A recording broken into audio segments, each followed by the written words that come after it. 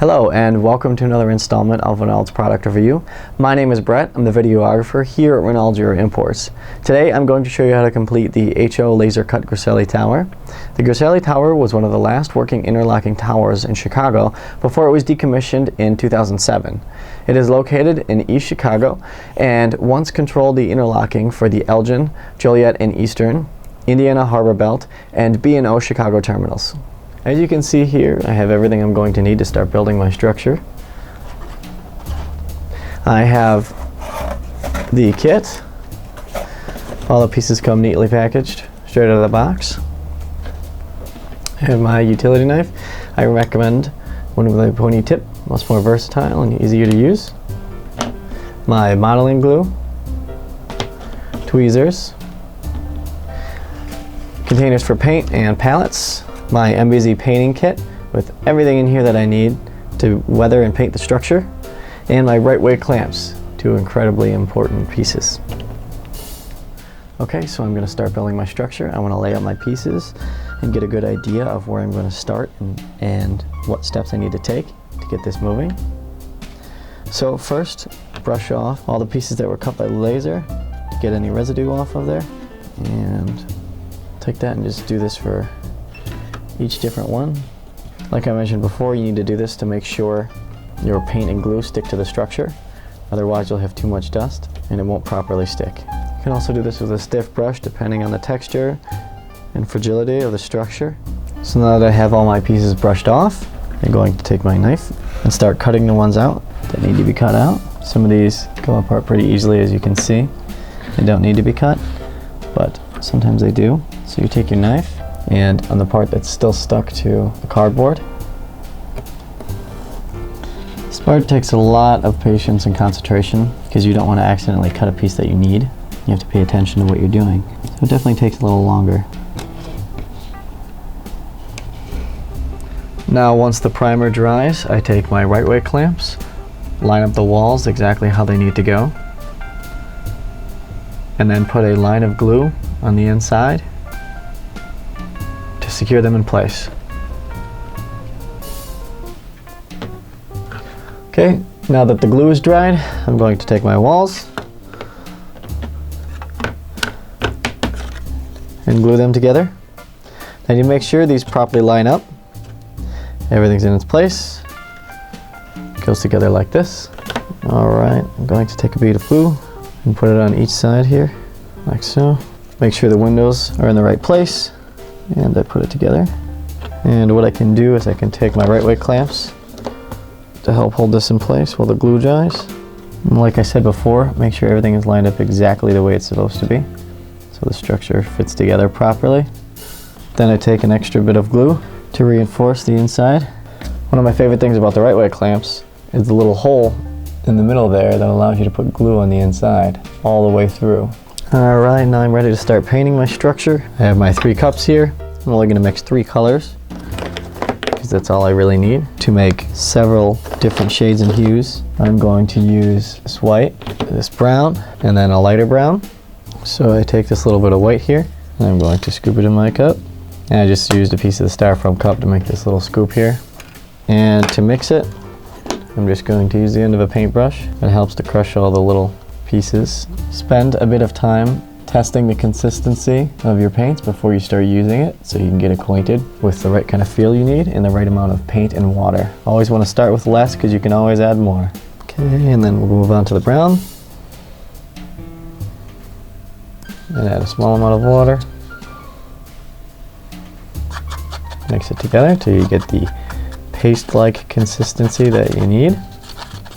Now the darker brown. Also helpful to have our napkins. Napkins are paper towels for wiping brushes and sponges off. Now, like I mentioned in the outdoor bathroom video, I like to use different sizes of my sponge for different colors as to not stain the paint. And take a bit of white, a very tiny bit of brown to get an off-white. I'm going to get my sponge very dry as possible, and then start dry brushing this color on here. Now ideally I would be using an airbrush to get in these little cracks that are always missing here and here. So you can get the paint a little moister so it fills all those, and then go over it with the dry side of your sponge so it doesn't soften the wood too much and ruin your texture. There we go. Now I just need to do this for all the sides. Now that my paint is dry, I can start weathering this. Since it's only the first coat and it's slightly transparent, we can continue with the weathering process very easily by taking our paint and using a more saturated version of our color and dry brushing that around the structure to give that look a little weathered. So some parts are brighter than others and it's kind of faded in and out. You see, so it looks like the building's been through a little bit. I'm going to take this brown here, just a little bit of it, my sponge pretty dry here, and then start weathering the bottom of the building.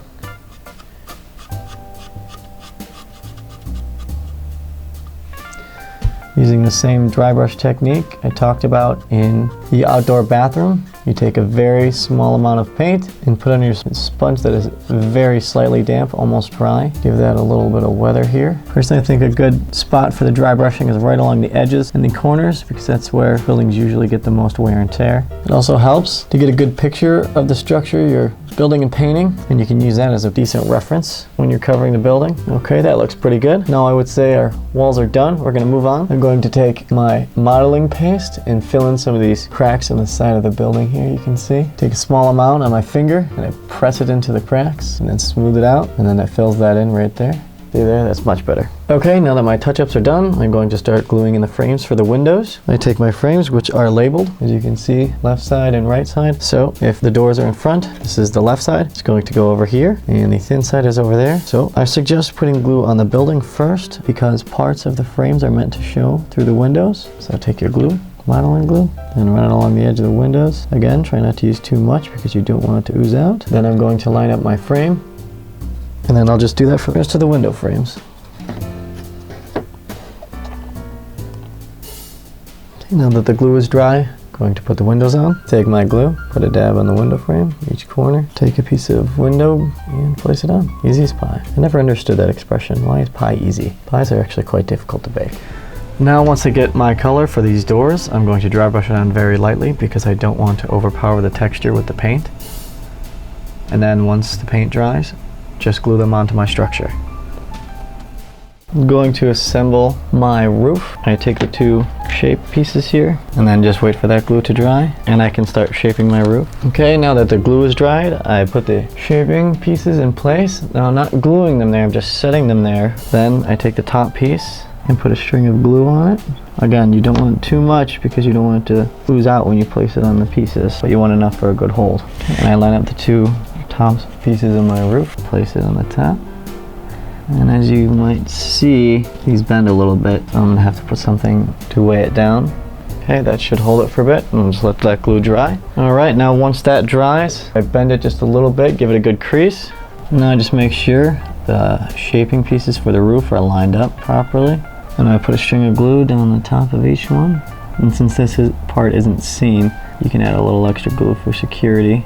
Don't have to worry about hiding it. Carefully place the top piece on now. Line it up, make sure it's even. And add another little bead of glue on the top.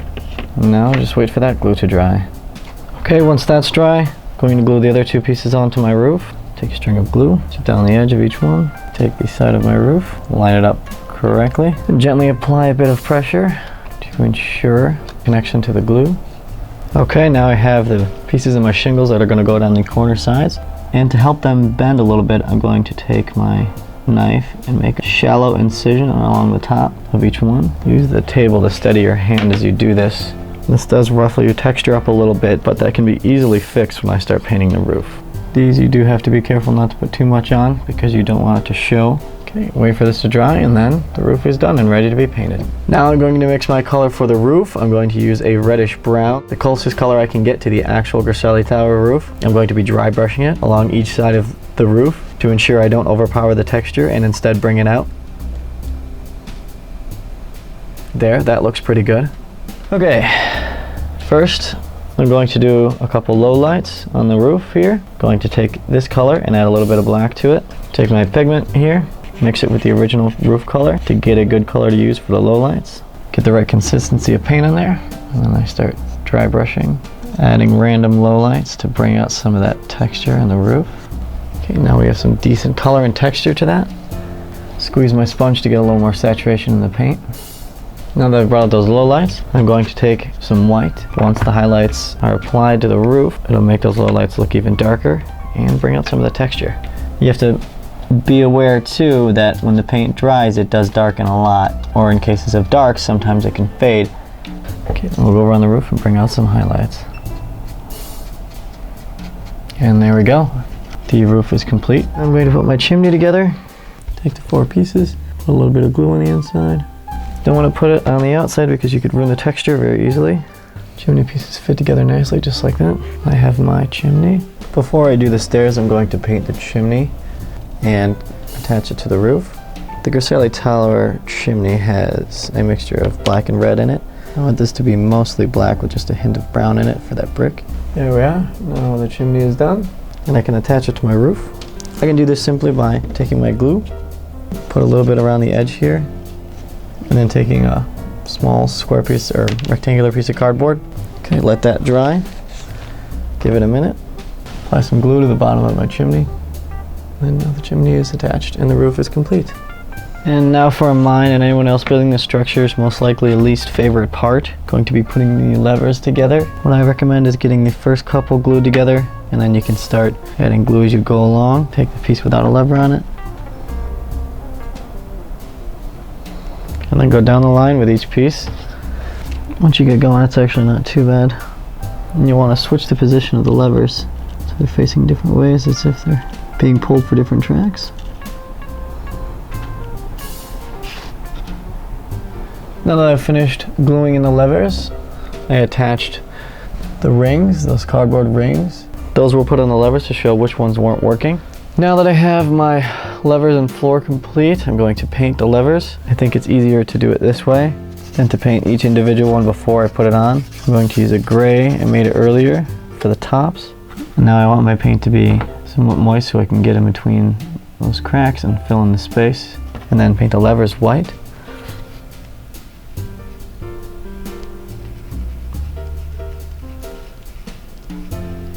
And now I'm going to take these spacers and glue them on after I put the bottom of the floor on.